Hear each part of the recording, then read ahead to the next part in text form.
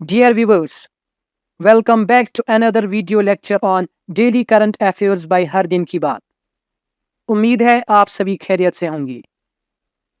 आज का lecture start करने से पहले आपसे रिक्वेस्ट है कि अगर आप चैनल पे नए हैं तो चैनल को सब्सक्राइब करें और वीडियो के एंड में आपके लिए स्पेशल MCQ सेक्शन है, उसे ज़रूर वॉच करें। Let's begin our today's lecture. Evacuations near Mount Ibu. Recently Indonesia में एक दूसरा वोल्केनिक माउंटेन इरप्ट हो रहा है जिसका नाम है माउंट एबू।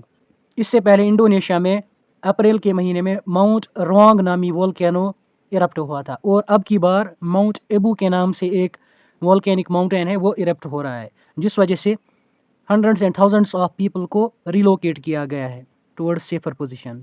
इसकी वजह क्या है कि इंडोनेशिया में अक्सर वोल्केनिक एक्टिविटीज़ होती रहती हैं या अर्थक्वेक एक्टिविटीज़ होती रहती हैं। एक्चुअली इंडोनेशिया की जो लोकेशन है वो लोकेट है on the Pacific ring of fire, जो कि एक सीज़मिक एंड वोल्केनिक जोन माना जाता है, बहुत ही ज़्यादा एक्टिव सीज़मिक जोन माना जाता है। तो इंडोनेशिया की लोकेशन एक्चुअली उसी के आसपास है, तो इसी वजह से वहाँ पे ज़्यादा वोल्केनिक एक्टिविटीज़ देखी जाती हैं, अर्थक्वेक एक्टिविटीज़ ज़्यादा देखी जाती हैं।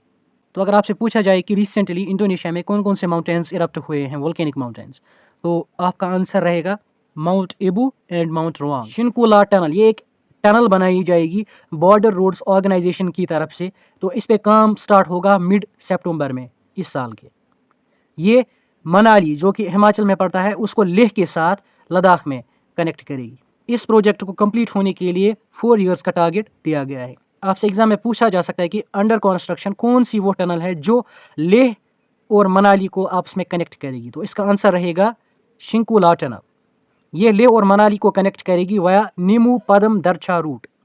Supreme court bar Association SCBA ने रिसेंटली नया प्रेसिडेंट अपॉइंट करने के लिए इलेक्शंस किए थे। इन इलेक्शंस में उन्होंने सीनियर एडवोकेट कपिल सिब्बल को इलेक्ट किया है as new president of supreme court bar association. आपसे एग्जाम में पूछा जा सकता है कि SCBA supreme court bar association का नया प्रेसिडेंट किन को अपॉइंट किया गया है, तो इसका आंसर रहेगा Kapil Sibal. The Indian institute of petroleum and energy IIPE, उन्होंने डिस्कवर किया है एक eco friendly method for treating muddy water. उन्होंने जो मेथड डिस्कवर किया है उसका नाम उन्होंने रखा है surface modification technique of membrane. ये Indian institute of petroleum and Energy और उनके साथ दीगर कई इंस्टीट्यूशंस ने कोलैबोरेशन में तैयार किया है। इस मेथड से वाटर को ट्रीटमेंट की जा सकती है in eco friendly way. International Day of Light हर साल मई 16 को मनाया जाता है और इस साल का जो इंटरनेशनल डे ऑफ लाइट था उसका थीम था लाइट इन आवर लाइव्स। अगर आपसे पूछा जाए कि इंटरनेशनल डे ऑफ लाइट कब मनाया जाता है, तो इसका आंसर रहेगा 16 मई एवरी ईयर। और अगर इस साल का थीम पूछा जाए 2024 का थीम क्या था इंटरनेशनल डे ऑफ लाइट का, तो थीम था इस साल का light in our lives. Neeraj Chopra ने गोल्ड मेडल जीता है इन फेडरेशन कप। यह नीरज चोपड़ा का फर्स्ट होम कंपटीशन है इन 3 साल में। फेडरेशन कप ऑर्गेनाइज किया गया है भुवनेश्वर में। तो अगर आपसे पूछा जाए रिसेंटली नीरज चोपड़ा ने फेडरेशन कप में गोल्ड मेडल हासिल किया तो उन्होंने वो कहाँ पे हासिल किया, वो कहाँ पे ऑर्गेनाइज किया गया था, तो इसका आंसर आएगा भुवनेश्वर। और ये फर्स्ट टाइम है कि होम कंपटीशन में नीरज चोपड़ा ने गोल्ड मेडल हासिल किया है। ब्रेक थ्रू इन 6G टेक्नोलॉजी। जापान के डेवलपर्स डोकोमो, NTT, NEC, फूजित्सु, उन्होंने 6G टेक्नोलॉजी की इनाग्रेशन की है। हालांकि अभी ये इन्फेंसी स्टेज में ही है, लेकिन उन्होंने both indoor and outdoor successful trials की हैं इसकी। 6G की स्पीड 20 टाइम्स मोर है 5G से, लेकिन अभी ये फिलहाल डेवलपमेंट में ही है, तो इसको मार्केट में आने में अभी टाइम लगेगा। लेकिन अगर आपसे पूछा जाए कि इनिशियल ब्रेक थ्रू किन्होंने किया है 6G टेक्नोलॉजी में, तो इसका आंसर रहेगा और जापान से जो डेवलपर्स हैं जैसे डोकोमो, NTT, NEC, फुजित्सु, तो उन्होंने डेवलप किया है ये 6G technology.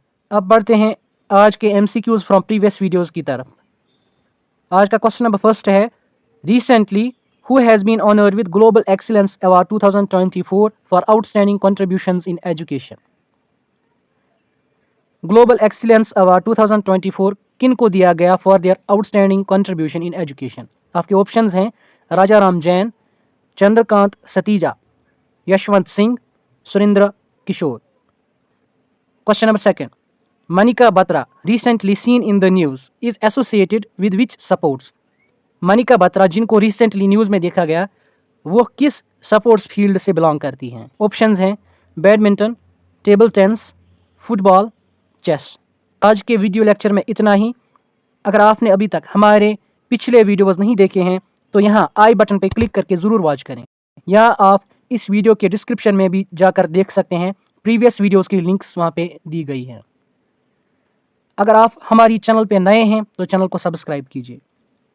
Thank you, have a great day.